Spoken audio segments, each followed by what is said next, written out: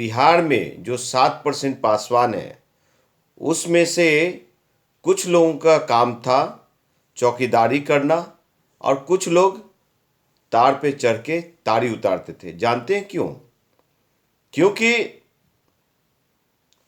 उनकी गरीबी, और ऐसे गरीब भाई लोग थे जो कि गुलामी से बाहर निकले थे और उन लोग के पास कोई रोजगार नहीं था। और हमारा जो जाति है वो लठैत जाति रहा है, अपने मान स्वाभिमान को लेकर कभी समझौता नहीं किया। पर जो तार उतार रहे हैं बिहार में, लगभग लोग पासवान लोग हैं, हमारे कुछ लोग पासी भाई लोग हैं, चौधरी भाई लोग हैं। तो उनकी रोजगार अगर आज खत्म होने की बात है तो सरकार से मैं यही कहूँगा कि तारी को ख़त्म ना किया जाए। पर चिराग पासवान ये कहने में लगे हुए हैं कि नीतीश कुमार जी दोषी हैं। नहीं, सांसद चिराग पासवान महोदय, वो नीतीश कुमार ही एक दोषी नहीं है, आप भी उतना ही दोषी हैं, आपके पिताजी भी उतना ही दोषी हैं, आपके परिवार भी उतना ही दोषी हैं। मैं आपसे पूछना चाहता हूं कि आपके पिताजी के 50 साल की राजनीति में हाजीपुर के जो हमारे पासवान भाई लोग हैं जो तार पे चढ़ के तारी उतारते हैं, अभी तक वो तारी क्यों उतार रहे हैं? अभी तक वो लोग बेचारे गरीब क्यों हैं, माटी टाटी में क्यों रह रहे हैं? सांसद चिराग पासवान जी, आप जमुई का सांसद हैं।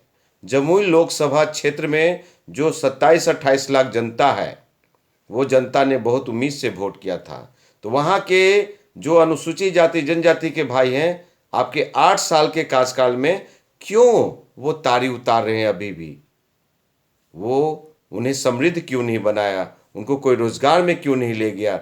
ठीक है, आपकी सवाल बहुत बढ़िया है कि उसके जगह में कोई रोजगार मिलना चाहिए। बिहार सरकार को रोजगार देना भी चाहिए, लेकिन हम ये नहीं करें कि नीतीश कुमार सही है। लेकिन आपकी छवि चिराग भाई ऐसी बनी जा रही है, जिस तरह से ओवैसी का बन चुका है उसी तरह से आप यूज हो रहे हैं और समाज को सही आईना नहीं दिखा रहे हैं। आपकी सोच होनी चाहिए। जब बिहारी फर्स्ट का विजन लेके चले हैं तो वो विजन दिखना चाहिए बिहार के पटल पे और 13 करोड़ आवाम के बीच में। ये नहीं कि मंत्री बनने के स्वार्थ में, लालच में, निहित स्वार्थ में आप मोदी का हनुमान और मंत्री बनने के लालच में वो बीजेपी का मतलब बड़का झूठा पार्टी, आरक्षण विरोधी पार्टी, संविधान विरोधी पार्टी, अनुसूचित जाति जनजाति विरोधी पार्टी, और महंगाई चरम सीमा पे है। मोदी जी से सवाल क्यों नहीं करते हैं? घरेलू रसोई गैस महंगे हैं, आप मोदी जी से सवाल क्यों नहीं करते हैं? आटे और कफन पे टैक्स लगा हुआ है, आप मोदी जी से सवाल क्यों नहीं करते हैं? ये आज युवा नौजवान लोग बेरोजगार है, तो जितनी वैकेंसी है तो बिहार के युवा नौजवान जो बेरोजगार है उनके लिए एक तरह से वो कोई भी हो, बिहारी किसी भी जाति धर्म का हो, तो जितने केंद्र से वैकेंसी आ रहे हैं बिहारियों के लिए, बिहारी बेरोजगार के लिए सीट सुरक्षित क्यों नहीं करवा रहे अपने भगवान श्री राम नरेंद्र दामोदर मोदी साहब से?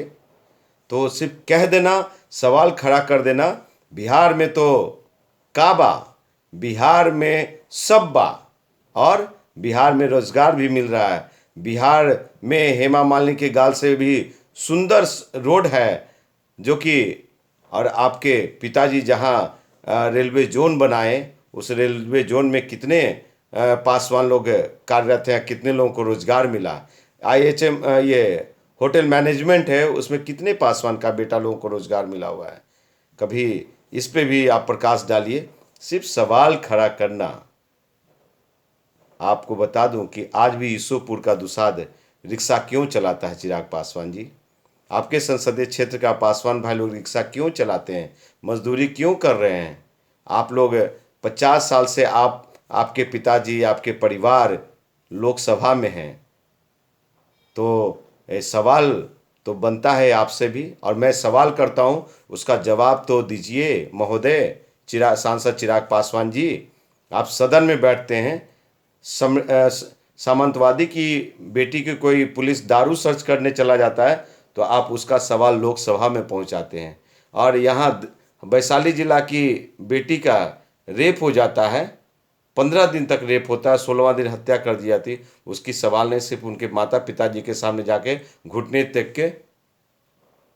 तो ये चीज़ें नहीं, आप सांसद हैं, आप सवाल उठाइए। आप जितने जगह गए हैं सांसद चिराग पासवान जी, जितने अनुसूचित जाति जनजाति पासवान के बेटा बेटों की हत्या हुई, रेप हुई, जहाँ गए हैं, आप कितने बाहुबलियों को अरेस्टिंग के लिए, पकड़वाने के लिए, जेल भेजने के लिए, फांसी की सजा के लिए लोकसभा में आपने आवाज़ उठाया। तो सवाल तो आपसे भी बनता है, क्योंकि आप सदन में बैठते